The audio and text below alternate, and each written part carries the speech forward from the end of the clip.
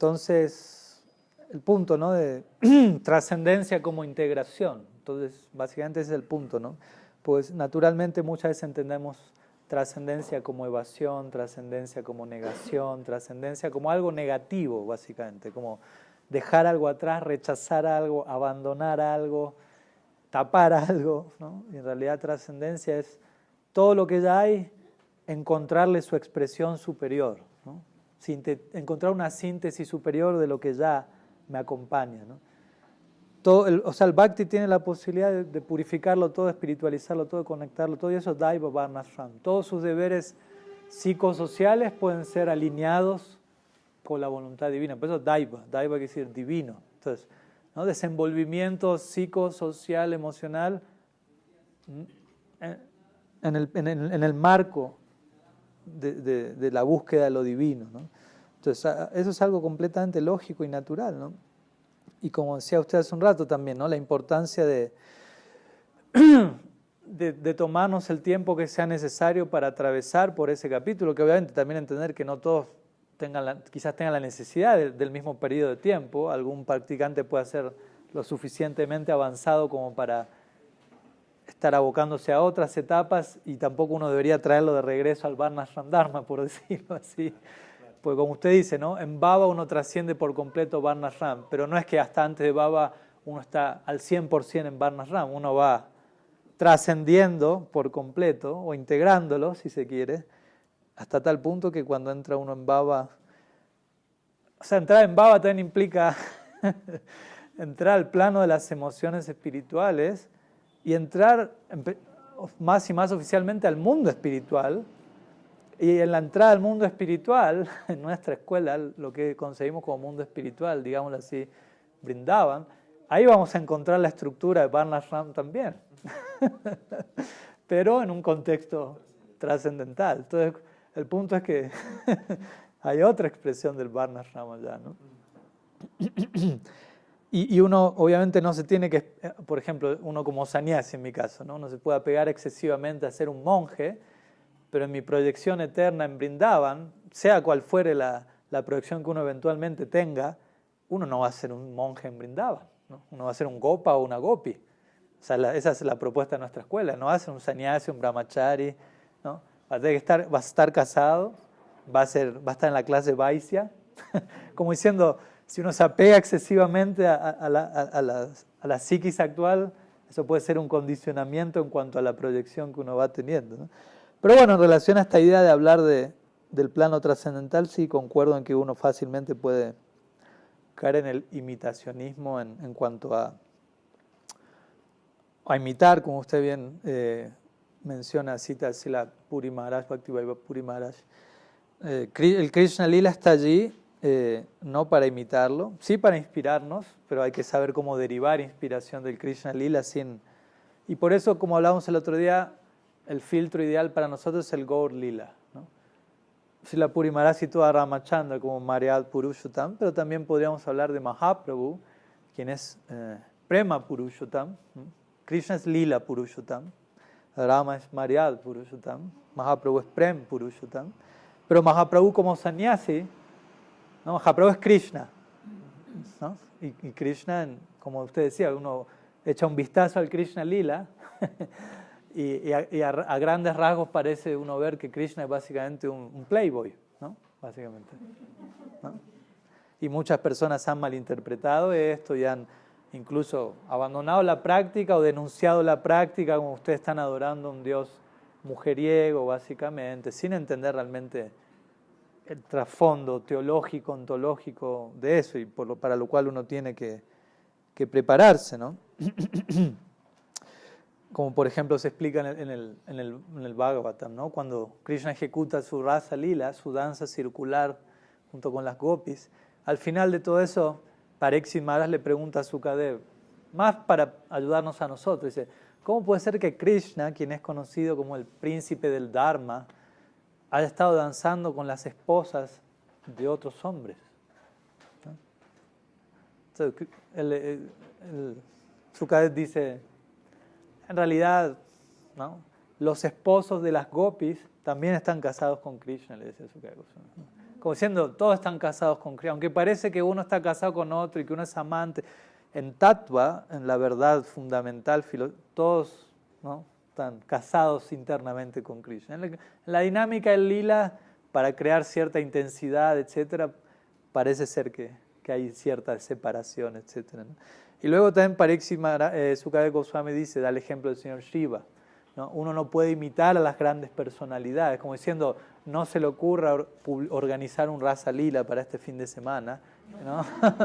Porque lo han hecho algunos, ¿no? Uno ha escuchado de personas que organizan Rasa Lila y lo suben, este fin de semana Rasa Lila en tal parte, bienvenidas todas las gopis que quieran, ¿no? Algo así, ¿no? Entonces es una malinterpretación grotesca de este principio. Entonces Sukadeva dice, uno no debe imitar las grandes personalidades, y él da el ejemplo famoso de Shiva, ¿no? Cuando en esta sección del Bhagavatam donde se está batiendo el océano para extraer néctar, de un lado están los devas, de otro lado los asuras, y bueno, esa batida del océano, ustedes saben, representa la práctica espiritual. Uno empieza a practicar y se empiezan a sacudir las cosas por dentro, ¿no? Y empiezan a salir distintas cosas de esa batida. Entonces, lo primero que sale de esa batida es un veneno mortífero llamado Kalakut, ¿no? Como diciendo, lo primero que sale cuando uno practica vida espiritual son las impurezas de uno, ¿no? Entonces ese veneno había salido y amenazaba con matar a todos en ese momento. Entonces todos estaban aterrorizados, ¿qué hacer? Entonces ahí Mahadev, Shiva, toma el veneno, ¿no?, y lo bebe, pero él posee la capacidad de retener el veneno en su garganta, de que el veneno no pase, ¿no?, hacia abajo, ¿no? Y se dice que en lugar de matarlo, ese veneno decora su garganta y la vuelve más azulada, ¿no? Entonces lo ornamenta más que matarlo, ¿no? Y a partir de ahí él recibe este nombre Nilakanta, que quiere decir aquel de garganta azulada, ¿no? Ahora, si uno intenta imitar a Shiva y toma ese veneno, Nilakanta, en otro sentido de la palabra,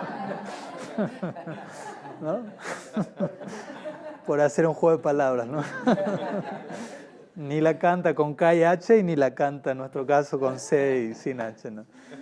Entonces el punto es, no debemos imitar las acciones de las grandes personalidades, ¿no? Anukar y anusar, ¿no? Como decíamos el otro día. Anukar es imitar, anusar es seguir la esencia de lo que el otro hace. Entonces, seguir la esencia quiere decir, una le preguntaron eso a Bhaktivala Tirtha Maharaj, ¿cómo yo sé cuándo estoy imitando y cuándo no?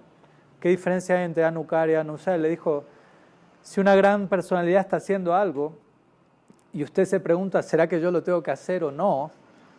Trate de averiguar desde dónde esa persona está haciendo eso, desde qué realización. Y ahí usted se va a dar cuenta si está a la altura de poder hacerlo, o más bien le corresponde admirarlo, inspirarse de eso, y que esa inspiración vaya a lo que a usted le toca hacer, ¿no? Y a veces quizás le toque hacerlo, a veces no, ¿no? Entonces, sí, a la hora de abordar el Krishna Lila uno tiene que primero tener una base muy profunda de tattva, ¿no?, de educación sobre qué es el Krishna Lila, quién es Krishna, cuáles son las...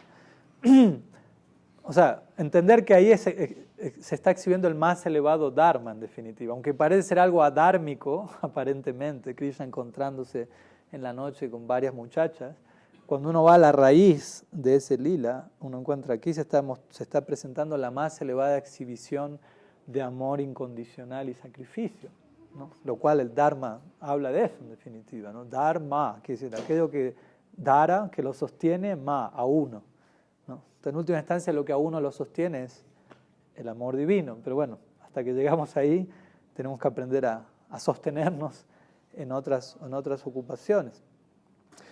El punto es ese, ¿no? Uno se dirige al Krishna Lila y uno ve el aspecto de Madhurya, pero también hay Aishwarya, ¿no? Aishwarya quiere decir grandeza, conocimiento de que Krishna es Dios. Eso es un tipo de Aishwarya, ¿no? Y Madhurya quiere decir, amo tanto a Krishna que me olvidé que Krishna es Dios. Pero para olvidarme que Krishna es Dios, primero tengo que tener bien en claro que Krishna es Dios y entender de qué forma lo es. Y a lo que voy es no entrar en un sentimentalismo, como usted decía, ¿no? Mi Krishnita y no sé cuánto, ¿no? Si hay diminutivo, hay sentimentalismo. No, mentira, un chiste.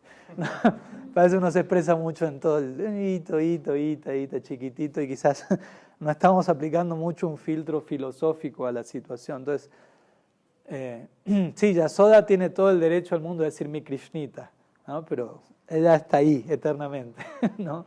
Uno no la puede imitar. Y si uno quiere llegar ahí, primero uno tiene, como diría Narasimha Maharaj, que entender desde todos los ángulos posibles que Krishna es la suprema personalidad de Dios, para algún día olvidarlo. O sea, olvidar eso y verlo en términos de un sentimiento que surge a través de una filosofía. O sea, Bhakti es una emoción que está sostenida por un sistema filosófico, ¿no? En este mundo nuestras emociones no son muy filosóficas, que digamos, ¿no? Surgen las emociones más del plano del ito, ¿no? Del sentimentalismo, ¿no? Mi Krishnita, mi titito, pero no hay mucha siddhanta sosteniendo eso. Ahora, en nuestra escuela, cualquiera sea la emoción que uno aspira a desarrollar, bhava, la base tiene que ser tattva, siddhanta, tiene que haber toda una base filosófica sobre la cual uno pueda desarrollar una emoción y que esa emoción esté en su lugar. Y que no simplemente sea, ay, Krishna, pero 20 minutos atrás había estado en el cine más cercano o algo así, ¿no? Una vez Guru Maharaj, creo que Swami Maharaj me compartió esa historia, ¿no? Una vez Guru Maharaj estaba dando una clase sobre estos temas, básicamente, y alguien al final le dijo, pero ¿y no puede contar algún pasatiempo de Krishna, ¿no? Como más raza, ¿no? Más íntimo, ¿no? Entonces una vez le preguntó, ¿cuándo fue la última vez que usted fue al cine? Le preguntó, ¿no? La persona dijo, ayer. Entonces, como diciendo, ¿no? Usted me está pidiendo que hable de Krishna y las gopis, brindaban. Ok, no es que no se puede hablar de eso, para algo están esos temas ahí, pero ¿cómo, a quién, de qué momento, cómo yo me tengo que preparar para esa audición, ¿no? O sea, si ayer estuve en el cine, ok, tampoco no quiero que nadie se sienta mal si fue al cine ayer, pero no pretendan que le hable de Krishna y las gopis, entonces. ¿No? Como diciendo eso, ¿no? También hay una adhikar, una cualificación para uno realmente beneficiarse de lo que va a estar escuchando, porque si no... Encima de la cabeza también. Claro, lógico, eso es algo adorable en todo momento, ¿no? Es decir, entrar ahí, habitar ahí por siempre, ¿no? Y habitar ahí por siempre adorando eso por siempre. Primero tengo que aprenderlo a adorar, ¿no? A una distancia apropiada, informándome, educándome teóricamente qué es eso, quiénes son los habitantes de ese plano, cuál es el trasfondo de esa interacción amorosa, porque como decíamos el otro día, uno ve a Krishna, las gopis, los gopas y parece que todas la están pasando muy bien, jugando, bailando, comiendo rico, ¿no? Los lotos son bien lindos, hay semidioses arriba tirando florcitas de arriba. Y uno dice, uy, vamos para allá, ¿no? Ya, no hay que pensarlo dos veces. Y uno nomás está proyectando su mundanalidad explotativa al plano más excelso, ¿no? Entonces uno tiene que como que traspasar esa cubierta aparente y entender el trasfondo de todo eso es saranagati, entrega plena, rendición, una disposición incondicional a darlo todo para el más mínimo placer de Sisi Rai Krishna, etc., ¿no? Cada uno de los habitantes del plano superior está dispuesto a morir millones de veces, se explica a veces poéticamente, para proveer el más mínimo placer a él, ¿no? O sea, pleno sacrificio, ¿no? Entonces, y en el Gaura Lila eso se ve mucho más claro. Son los mismos participantes, pero en una disposición más cercana a nuestra práctica, como sadhakas, ¿no? Los gopas, las gopis aparecen como sadhakas, como practicantes en el Gaura Lila. Claro, como sadhakas perfectos, ¿no? Entonces, desde ahí tenemos un referente más realista sobre el cual uno proyectar su práctica, ¿no? Uno ve la vida de Rupa Goswami, uno estudia la vida de los Goswamis y eso a uno lo ubica, ¿no? O sea, el nivel de entrega, de compromiso, de desapego, de conocimiento, de tantas cualidades que si uno mira a Rupa Goswami como Rupa Manjari en Vrindavan, quizá uno no tenga la capacidad de extraer eso mismo ahí, aunque está ahí, se está expresando de una forma en particular. En el Gaura Lila se expresa de otra manera, que quizás sea mucho más beneficiosa para nosotros, ¿no? Entonces, uno tiene que... Es el filtro de la sinceridad de uno, ¿no? Si uno realmente es honesto, va a sentir en uno mismo, tengo que pasar por esas etapas, ¿no? Ahora, si uno quiere autoengañarse y creer que está en un lugar donde en realidad no está, bueno, ya es la ciencia ficción de cada cual, ¿no? Y eso con el tiempo se va a probar como algo insostenible, ¿no? Entonces, tarde o temprano uno será reubicado donde corresponde, básicamente, ¿no?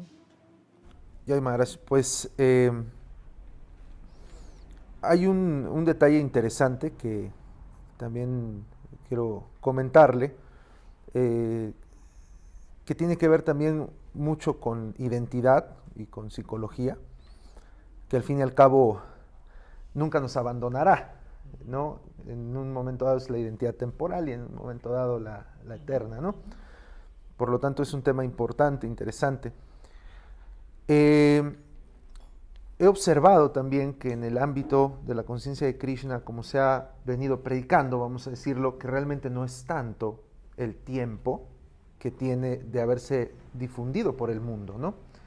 Si nosotros hablamos en términos históricos del cristianismo, después de 400 años realmente de la predicación del cristianismo es que tuvo un impacto, ¿no? Pero también eran otros tiempos, pues los medios de comunicación eran más lentos y todo, pero realmente es poco el tiempo, ¿no? De que Srila Prabhupada difundió esto en el mundo entero, ¿no? Antes estaba, pues, más enclaustrado, por decirlo de alguna manera, en un ámbito en particular, en la India, ¿no? Y pues no tenía más acceso a ello. Srila Prabhupada lo abre al mundo entero, no lo trae. Y hay una cuestión que me llama la atención. Cuando hablamos de identidad, de Devi Varnashram Dharma, de la necesidad de construir sanamente una identidad para situarme desde una posición a partir de la cual vaya haciendo un avance gradual, observo que la conciencia de Krishna, como se ha predicado, ha hecho mucha énfasis en el aspecto monástico y en el aspecto brahmínico, ¿sí? Recuerdo en el quinto canto del Srimad Bhagavatam, al inicio, hay un pasatiempo que me llamó mucho la atención, Priyavrat Maharaj, en donde él quiere ser un renunciante, ¿sí? Tiene esa inclinación y de hecho viene de un proceso de absorción trascendental, o sea, no era como ser renunciante para dejar de trabajar y de cuidar a los hijos, sino realmente porque había una intención fuerte en su corazón. Pero aparece Swayambhuva Manu, ¿sí?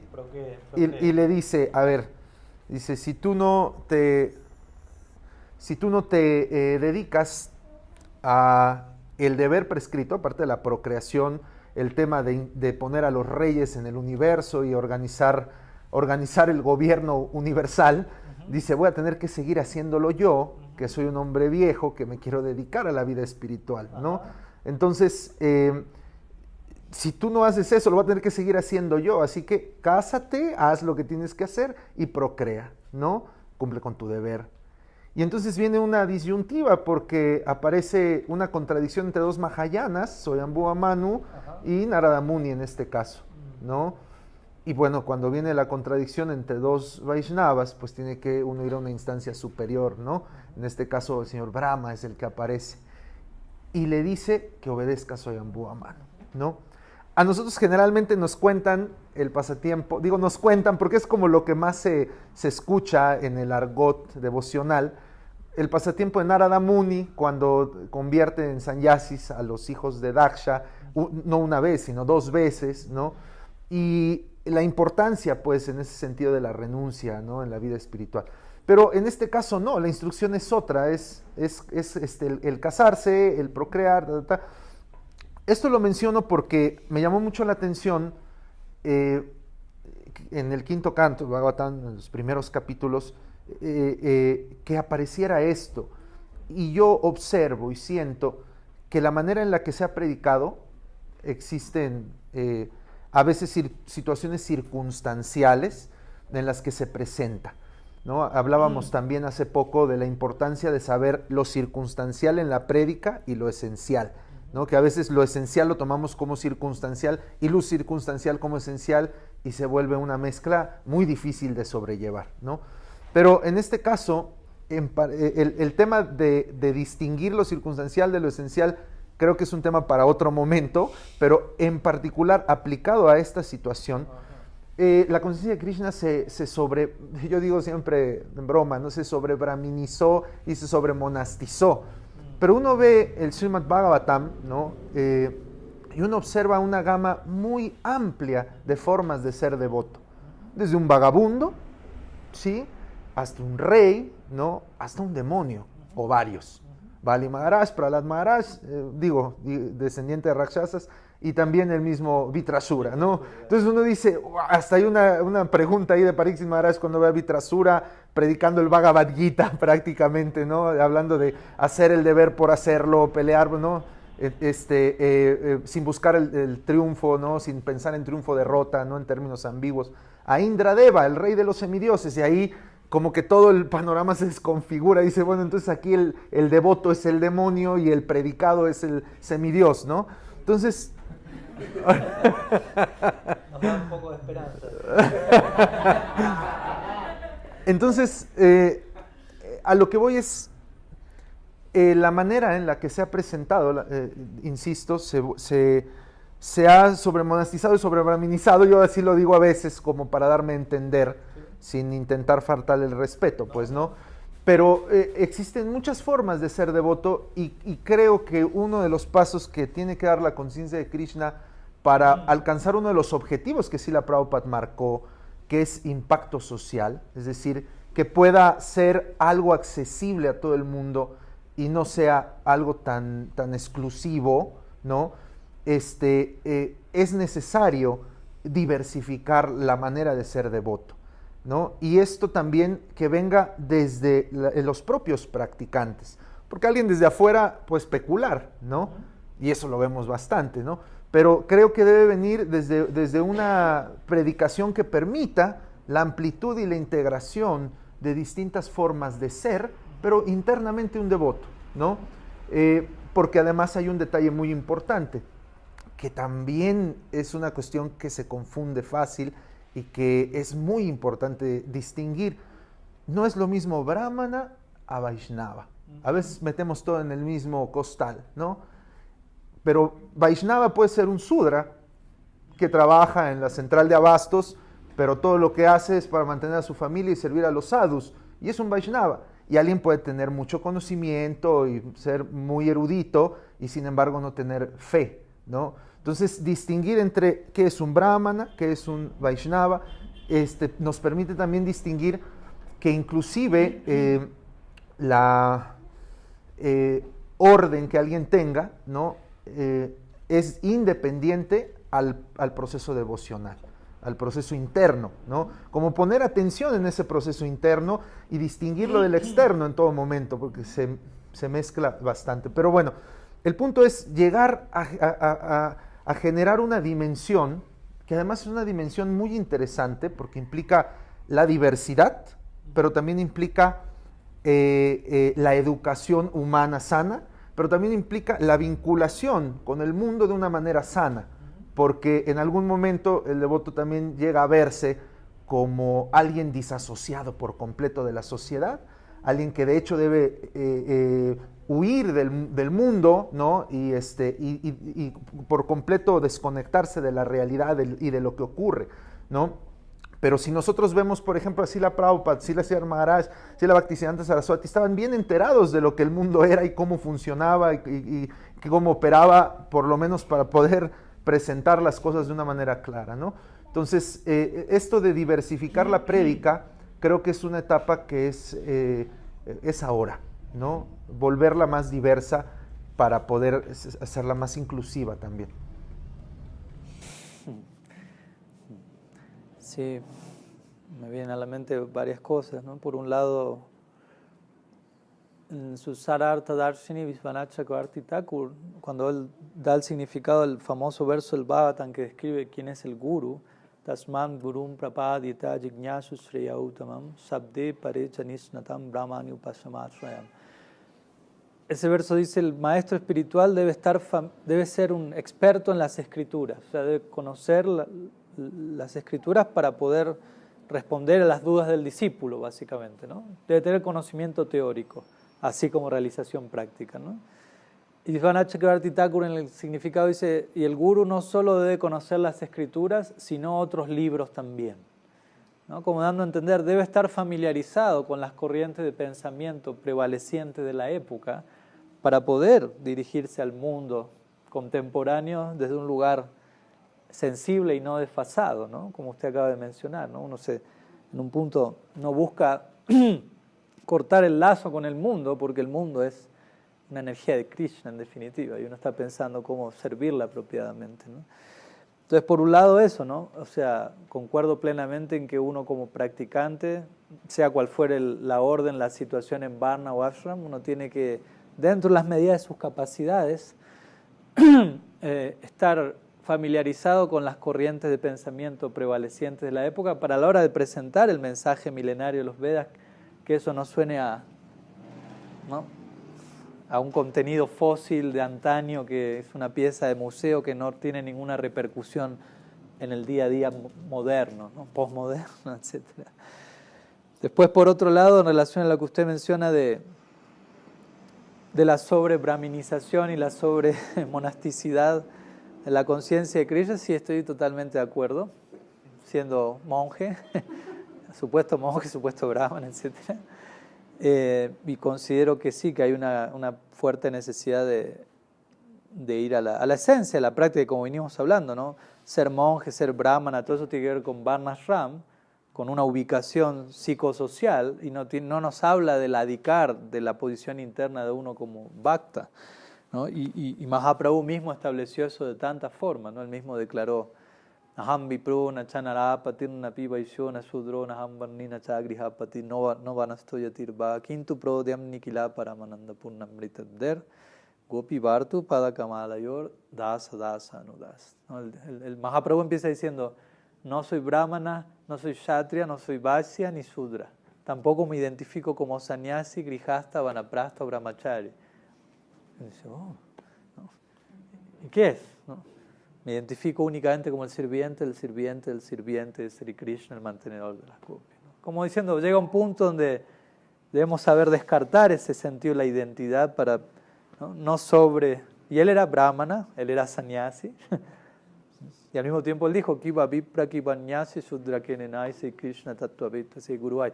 Quien, ya sea que uno sea brahmana, kshatriya, sudra, hombre, mujer, quien sea que conoce la ciencia de Krishna es mi guru, dice Mahaprabhu. ¿Y a quién le dice eso?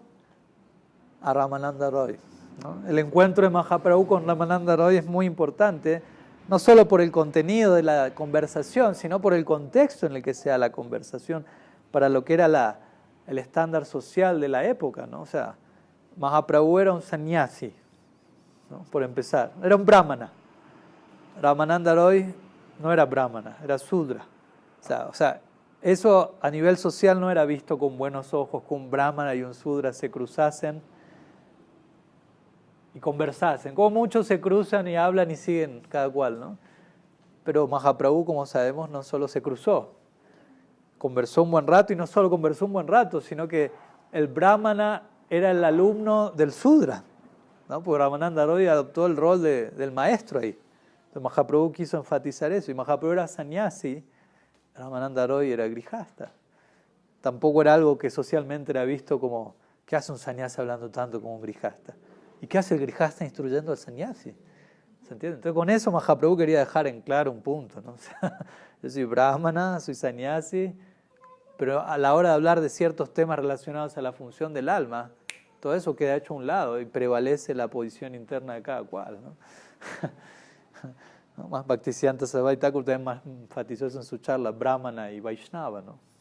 Donde él empezó a hablar este famoso debate, donde se invitaron a tantos brahmanas que empezaron a hablar las glorias de los brahmanas, citando las escrituras. Hay muchas citas sobre las glorias de los brahmanas, ¿no? Brahmanya Deva es Krishna, ¿no? Etc. Y después Bhaktisiddhanta Sarasvati Thakur complementó esas glorias con otras glorias de los brahmanas, que ni los brahmanas mismos que estaban ahí las conocían, ¿no? Y escuchaban y decían: wow, gracias, no sabíamos que éramos tan especiales. Sabíamos que éramos especiales, pero no tanto, gracias. Y Bhaktisiddhanta Sarasvati Thakur dijo: no, espere, que esto recién comienza, ¿no? Ahora vienen las glorias de los Vaishnavas, ¿no? Como mostrando altamente superior, ¿no? Entonces, y en relación a lo que usted menciona al comienzo, ¿no? El pasatiempo de Priyavrata Maharaj siendo enviado a procrear, por decirlo así, si se quiere, sacado del Vayan Kutir y enviado procrear. Sí, y por otro lado encontramos esta historia Narada que usted menciona, o encontramos la famosa historia, porque uno puede decir, bueno, acá en el Bhagavatam, él no quería procrear, quería ser monje y lo mandaron a ser grijasta, por decirlo así. Pero también vemos casos opuestos como el que usted menciona, o como el famoso caso de los 4 Kumaras, ¿no? Que Brahma les dice, por favor, hijos, ayúdenme, ¿no? Sean Prajapatis, ayúdenme a poblar el universo, complementen con mi tarea. Y los Kumaras dijeron, no, nosotros queremos ser brahmacharis, ¿no? Naistika brahmachari. Ayúdenme, por favor, hijo. No. ¿No? Lo están desobedeciendo a su padre, a su guru, ¿no? Y sabemos, ¿no? Brahma entra un poquito en ira y de ahí sale el señor Shiva, ¿no? Entonces también encontramos ese punto donde algunos obedecen, como Priyabrata Maharaj, y otros no. Entonces, ¿qué nos quiere decir el Bhagavatam con eso, ¿no? Como una vez Guru Maharaj dijo, uno va al Bhagavatam o a otras escrituras y uno encuentra secciones que hablan de la mujer desastrosamente. Uno encuentra otra sección en las escrituras que hablan de la mujer gloriosamente. Uno encuentra secciones en las escrituras que hablan de los hombres patéticamente. Y uno encuentra esas secciones que hablan de los hombres inmaculadamente. Entonces, ¿qué quiere decir todo eso? Que tanto el hombre como la mujer tienen el potencial de volverse desastroso o inmaculado, básicamente, ¿no? No es que se está a favor o en contra, machismo, feminismo, sino que se está explicando. De la misma manera, hay secciones en las escrituras donde se promueve, no, sea grijasta o no, sea monje, como sabiendo, algunos van a poder una cosa, otros otra, y para unos la instrucción será una, para otros será otra. Lo que usted dice no es que el énfasis tiene que ser en una dirección unidireccional, solo para uno. Pero sí acepto que quizás gran parte de ese énfasis sobre monastizado y sobre brahminizado está ahí. Y es delicado porque obviamente hace que un practicante esté incluso considerando, ¿no? Si soy brahmacharya o sannyasi voy a ser mejor, ¿no? Voy a ser mejor devoto, por decirlo así, voy a complacer más a mi maestro espiritual. O si no lo soy, no puedo ser devoto. O si no lo soy, voy a ser un devoto externo. ¿No? Otra cosa es ser un devoto interno. A mí no me gusta usar el término devoto externo. Todavía no encontré otra palabra para reemplazarla y quizás coloquialmente lo uso, pero ¿no? Externo, como se genera un tipo de separación. Usted es externo, ¿no? Y el otro es interno. Sí, exacto, ¿no? Entonces, o sea, que alguien viva en su hogar no quiere decir, Bhaktivinoda Thakur mismo dice, ¿no? Grije taco, vane taco, sadahari, vale taco, ¿no? O sea, ¿no? Ya en el bosque o en tu casa el nombre de Hari canta. O sea, la mayoría de los asociados centrales de Mahaprabhu eran grijasta, como digo, ¿no? En Golok Vrindavan no hay un monje, ¿no? Aparece Durvasa Muni ahí de rebote como un sabio, pero con el propósito del lila y ya. Pero el resto son todos grijastas apegados a su casa en Vrindavan. ¿Por qué? Porque todos con Krishna en el centro, ¿no? Se dice que Nanda Maharaj, antes de que Krishna naciese, ¿no? Nanda Maharaj era alguien avanzado en edad cuando Krishna nació. Era casi como su abuelo sería en edad, ¿no? Y se dice que él era alguien como... Era grijasta, estaba casado con Yasoda, pero vivía en su hogar como casi como un sannyasi hiperdármico. Pero una vez que Krishna nace, él empieza a comportarse como un grijasta súper apegado a la casa. ¿Pero por qué? Porque Krishna era su hijo, ¿no? Entonces, estaba pegado al hogar y a la familia con Krishna en el centro. Entonces, si un grijasta, como Bhaktivinoda Thakur instruye en Saranagati, ¿no? Él ve su hogar y dice, este no es mi casa, es el templo, es tu templo. Ella no es mi esposa, es una Vaishnavi. Ellos no son mis hijos, son tus devotos.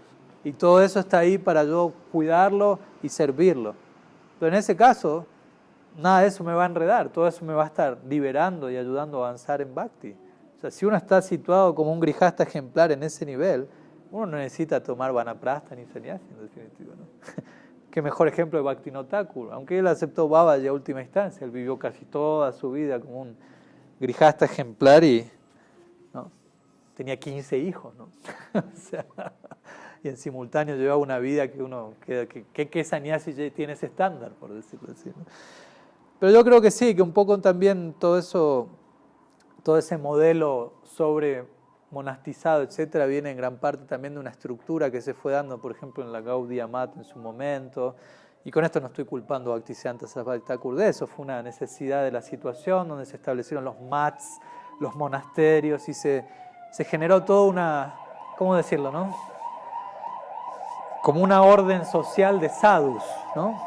Que hasta el momento no era tan establecida, pero él la estableció con un propósito de diseminar, ¿no? De darle más forma a lo que Bhaktivinoda Thakur, como decía Siamarasa, la concepción de Bhaktivinoda Thakur, Bhaktisiddhanta la tomó y le dio más forma, la institucionalizó aún más, ¿no? Estableció mats, monasterios, monjes, ¿no? Itinerantes que predicaban. Entonces todo eso de alguna manera generó un tipo de marca social, de énfasis, ¿no? Y estaban los devotos grijastas que apoyaban, y obviamente no es que Bhaktisiddhanta Sarasvati Thakur no les daba importancia a ellos, ¿no? Había muchos de sus manos derechas eran devotos externos. Pero de alguna u otra manera se generó ese tipo de idea de el sannyasi, el monje ahí y el grijasta abajo, ¿no? O el hombre ahí, la mujer ahí, cosas por el estilo, ¿no? Que vemos que tanto nuestro maestro espiritual como otros Vaishnavas han tratado de ir reparando con el tiempo, ¿no? De ir acomodando. También son épocas, son culturas, ¿no? O sea, también hay que considerar todo eso. Pero sí, en definitiva concuerdo en que, que todavía incluso existe cierto énfasis, en India aún más, para ser honesto, ¿no? Uno está en India y uno ve que eso, en muchas misiones vaishnavas está muy sobredimensionado, ¿no? El sannyasi, el brahmachari, una cosa, el grijasta otra, ¿no? El varón una cosa, la dama otra. Pero uno también sabe, ¿no? Eso quizás es un bagaje cultural de épocas, pero no corresponde con la esencia de la práctica, ¿no? Entonces uno tiene que saber entender eso, como hoy en día ha habido cierta polémica en ciertas misiones que no permiten que una dama sea guru, ¿no? Básicamente. ¿Por qué? Por el mero hecho de que no es varón, ¿no? Cuando en verdad la cualificación en el bhakti no es en base a, ¿no? Como este famoso pasatiempo donde Mahaprabhu estaba mirando a Jagannath, ¿no? Tomando darshan de Jagannath, y una dama aparece, una madre, una mujer así, una gran devota, aparece corriendo y quiere tomar darshan de Jagannath, pero tiene a Mahaprabhu delante, que era considerablemente alto. Entonces, bueno, el recurso, la conclusión en la que llegó es: me paro encima del hombro de Mahaprabhu para tomar darshan de Jagannath, ¿no? Entonces ella se subió al hombro de Mahaprabhu, que era un sannyasi, ¿no? Pero ella, o sea, en ningún momento consideró es un hombre, es un sannyasi, o es una mujer. Ella simplemente fue arrastrada por su anhelo de tomar darshan de Jagannath. Y claro, cuando ella se subió a los hombros de Mahaprabhu, los asociados de Mahaprabhu la bajaron, le dijeron: madre, ¿cómo se va a subir a los hombros de un sannyasi? Pero Mahaprabhu se dio cuenta que ella estaba, desde otro lugar se subió a los hombros. Ella no se subió a los hombros de un sannyasi, ella quería ver a Jagannath. Entonces la respuesta de Mahaprabhu fue: si yo algún día tuviese el anhelo que ella tiene, dijo, ¿no? O sea, él la glorificó, más que decir, ¿cómo se va a subir a mis ojos? ¿No? Más bien se entiende, ¿no? Sustancialmente. Claro, en otro momento también Mahaprabhu escuchó a una madre cantar el Gita Govinda Jagannath y él salió corriendo, y uno de sus asociados, como salió corriendo en esa dirección, atraído por el contenido de ese mensaje, que es los amoríos de Radha y Krishna, pero Swarup Damodar lo detiene en un punto, ¿no? Lo frena como diciendo: Señor, es una madre cantando, ¿no? Porque en el sentido que quizás se le termina tirando encima en relación a la obsesión con el Gita Govinda, pero cuidando también el aspecto relativo de Mahaprabhu como sannyas. ¿Cómo lo van a ver usted corriendo detrás de una madre que está cantando? Y Mahaprabhu dijo: uy, me salvaste la vida, ¿no? Pero ¿en qué contexto? De vuelta, ¿no? Uno tiene que entender todo eso. ¿En qué contexto? Yo acepté sannyas para ser tomado en serio a nivel social, ¿no? Porque Krishna aceptando sannyas suena como un chiste, ¿no? O sea, Krishna en Vrindavan es un playboy y acepta renuncia. Uno dice, ¿quién se lo cree, no? Pero, por decirlo así.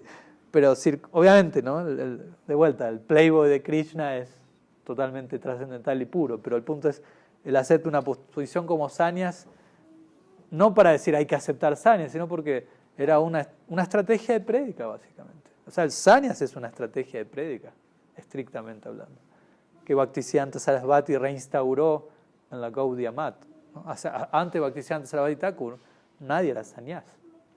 Babaji, ¿no? Aquí, Mahaprabhu aceptó sannyas, pero de una sampradaya mayavadi también, ¿no? ¿Por qué? Porque él sabía, si yo acepto sannyas, mi mensaje va a ser tomado más en serio. Y en especial si tomo sannyas de una línea impersonalista, tienen más prestigio en la sociedad. Imagínense hasta qué punto rompe las formas y acepta eso, ¿no? Pero el propósito es dar ese mensaje, ¿no? Entonces, de vuelta, ¿no? La forma, la esencia, los detalles y los principios. Uno tiene que saber separar a la hora de predicar ese tipo de cosas, ¿no? Y no quedar sobreidentificado con un topi o con lo que fuere y creerme tanto sannyasi que me olvidé que el sanya simplemente está ahí para ayudarme a volverme un mejor devoto. O sea, si yo en mi caso acepté sannyas, porque yo consideré, de acuerdo a mi condición psicoemocional, esto me va a ayudar a volverme un mejor bhakta, ¿no? ¿Se entiende?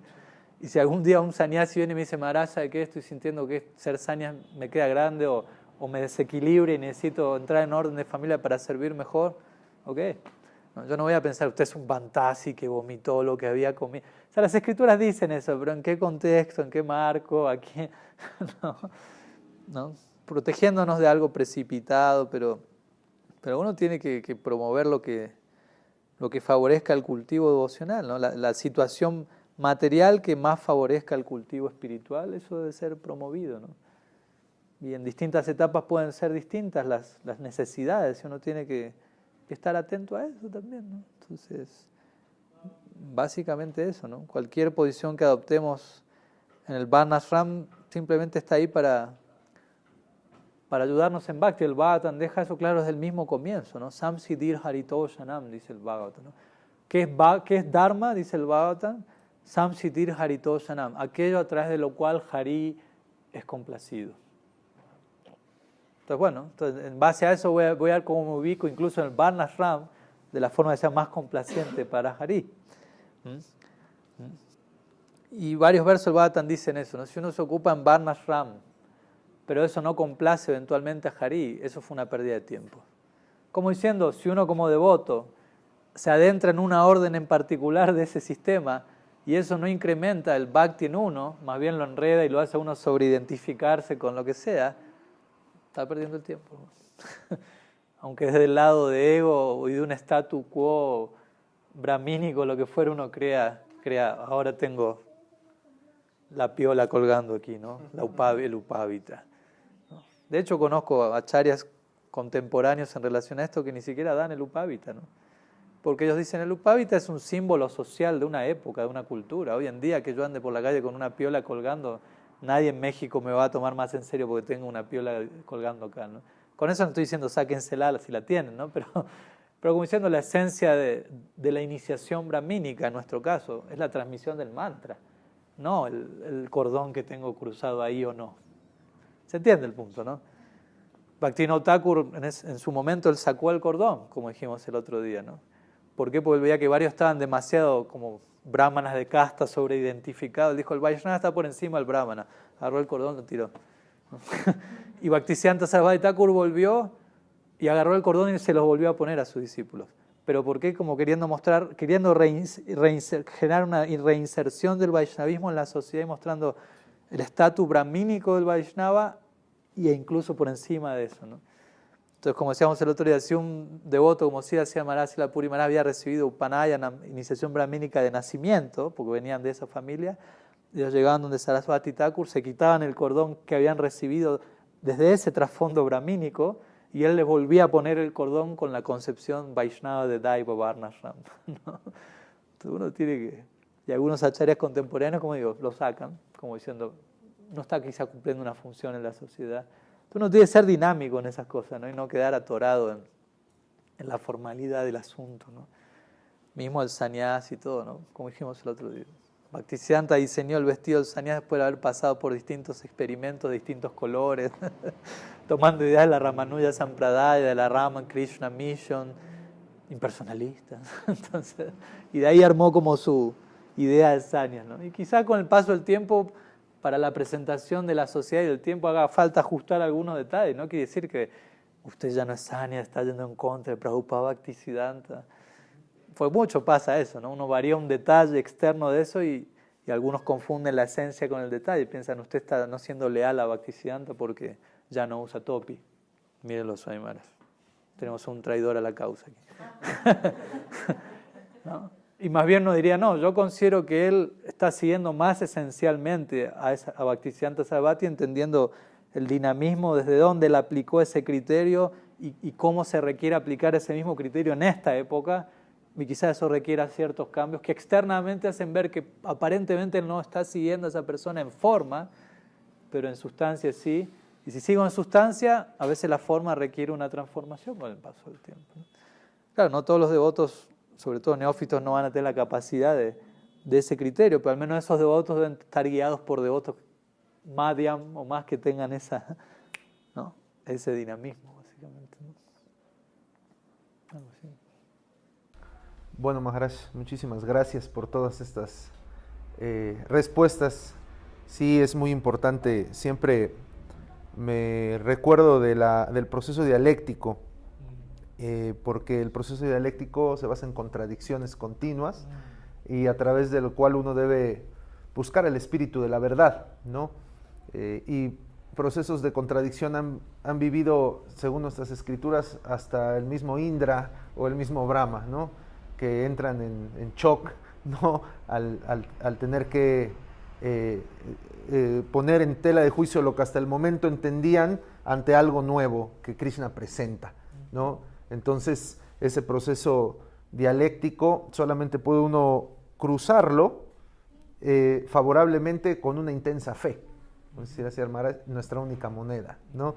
Si no hay una intensa fe, uno va a quedar atrapado en esas contradicciones, desde las más elementales, como que tienen que ver con formas, esencias y cosas, vamos a decirlo, circunstanciales o cotidianas, hasta aspectos profundos de la fe, donde Krishna va a presentar contradicciones más intensas y que nosotros tenemos que tener una intensa fe para poder continuar en el camino de la verdad. Muchas gracias, Maharaj.